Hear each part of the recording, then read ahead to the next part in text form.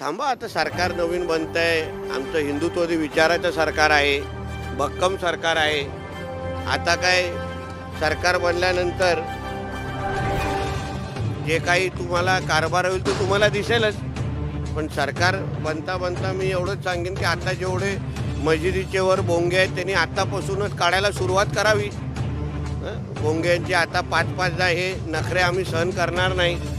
इथे उथे जे काही अनधिकृत मदार बिदार जे उभे केलेले आहेत, जे हिरवी चादरं टाकले ते आत्तापासून काढायला सुरुवात करावी.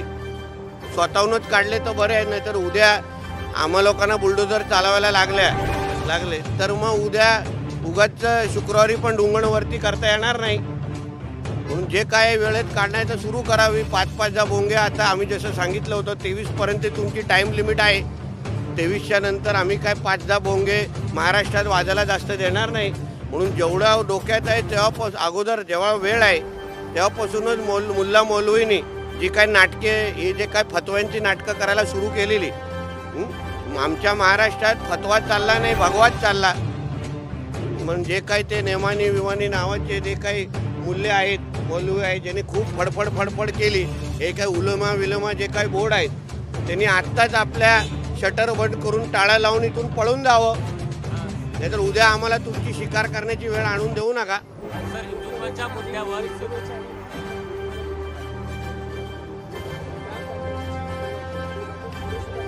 म्हणून मी तुम्हाला त्यांना वेळ देतोय ना. आता 3-4 दिवस सत्ता बसण्यासाठी, सरकार बसण्यासाठी आहे. जे काय आहे तुमचे भोंगे असतील, तुमच्या अनधिकृत मदार असे, कारण का महाराष्ट्राच्या हिंदू समाजाने लव जिहाद, लँड जिहाद, वक्फ बोर्ड, अनधिकृत भोंगे ह्याच्या विरोधात मतदान केलेलं आहे.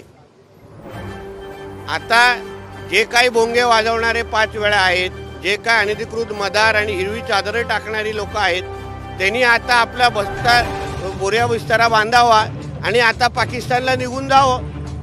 नाहीतर उद्या अगर तुमच्या अंगावर चारी बाजूने अगर आमचे बुलडोजर चालायला सुरू होतील तेव्हा मग अल्लाह अकबर किंचाळत बसू नका.